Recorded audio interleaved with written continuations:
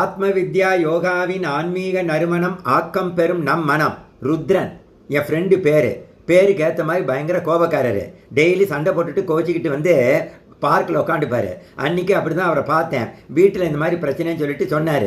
சாம்பாரில் உப்பு அதிகமாக போட்டுட்டாங்க, தூக்கி அடிச்சுட்டு வந்துட்டேன் அப்படின்னாரு. அப்படியும் அவருக்கு கை காலில் நடுக்க இருந்துக்கிட்டே இருந்தது. ஒரு சின்ன விஷயத்துக்கு கூட அவ்வளவு அவர் ரியாக்ட் பண்ணுவார். அப்போ தான் நான் சொன்னேன், நீ கொஞ்சம் கொஞ்சமாக இதெல்லாம் குறைச்சிக்கணும்ப்பா அப்படின்னு சொல்லிட்டு ஒரு அழகான எக்ஸாம்பிள் சொன்னேன்.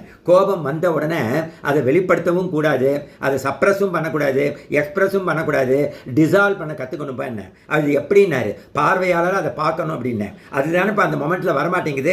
எல்லாம் கண் கட்டப்புறம் தானே சூரிய நமஸ்காரம் அப்படின்னு சொன்னார். கஷ்டம்தான்ப்பா, பட் அடிக்கடி கோபம் வரத நம்ம கொஞ்சம் கொஞ்சமாக குறைச்சிக்கிட்டே வரலாம். ஃப்ரீக்வன்சி ஆஃப் கெட்டிங் ஆங்கிரிம்பாங்க, அதை குறைச்சிக்கிட்டே வரலாம் இல்லையா. டு தட் எக்ஸ்டென்ட் உனக்கு வந்து பெனிஃபிட் கிடைக்கும் இல்லையா, உடல் அளவில் அண்டு உங்களுடைய ரிலேஷன்ஷிப் லெவலில் நல்லா இருக்கலாம் இல்லையா வீட்டில் அப்படின்னு.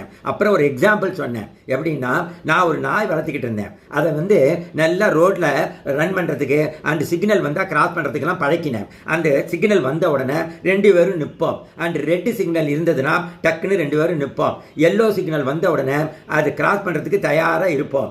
அண்டு கிரீன் சிக்னல் வந்த உடனே என்னுடைய நாய் என்ன பண்ணும், டக்குன்னு கிராஸ் பண்ணி அந்த பக்கம் போயிடும். அதை பொறுத்த வரைக்கும் அந்த கிரீன் சிக்னல்ங்கிறது என்னது, சிம்பிள் ரெஸ்பான்ஸ் கிடையாது, அது வந்து சிக்னல் ரெஸ்பான்ஸ். பட் என்னை பொறுத்த வரைக்கும் அது சிம்பாலிக் ரெஸ்பான்ஸ். பட் டாகுக்கு அது சிக்னல் ரெஸ்பான்ஸ். இந்த பக்கமும் அந்த பக்கமும் பார்க்காது.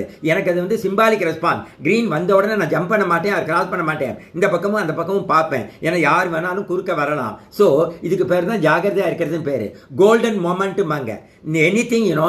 அண்ட் மெடிக்கல் பார்லன்ஸில் சொல்ல போனோம்னா, ஹார்ட் அட்டாக்கோ ஆர் ஸ்ட்ரோக்கோ வர மாதிரி இருந்தால் குறிப்பிட்ட டயத்துக்குள்ளே அவங்க ஹாஸ்பிட்டலில் ரஷ் பண்ணிட்டோம்னா அவங்கள ஈஸியாக நம்ம என்ன பண்ணலாம், உயிர் பழக்க வச்சிடலாம் இல்லையா. அதுக்கு பேர் கோல்டன் அவர் ரஷ்ம்பாங்க. அது மாதிரி இது வந்து கோல்டன் மொமெண்ட்ஸ்னு பேர். அந்த கோபத்தினால, சின்ன கோபத்தினால பெரிய பெரிய விளைவுகள்லாம் நடக்கிறது நம்ம பார்க்குறோம். ஸோ ஒரு நிமிஷம் அதை பார்க்கறதுக்கு நம்ம கற்றுக்கணும். இது எப்படி நம்ம ட்ரெயின் பண்ணிக்கிறது, அதுக்கு தான் தியானம் பண்ணணும். கொஞ்சம் கொஞ்சமாக ஆன்மீகத்தினுடைய அறிவை வளர்த்துக்கணும்.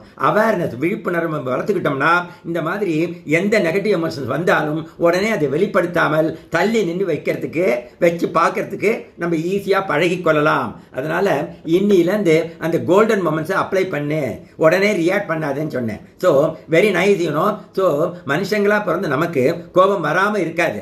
ஒவ்வொரு மைண்டும் ஒவ்வொரு மாதிரி தான் இருக்கும். அந்த ஃப்ரீக்வன்சி ஆஃப் ரியாக்ஷன்ஸை நம்ம குறைச்சிக்கிட்டே வரணும். ஸோ நம்மளை பொறுத்த வரைக்கும் மற்றவங்களுடைய தப்பானது எப்படி நம்ம ரியாக்ட் பண்ணணும், அது நமக்கு சிம்பாலிக் ரெஸ்பான்ஸ் தான். ஓகேயா, it is not signal response. Thank you very much. இறைவா நன்றி.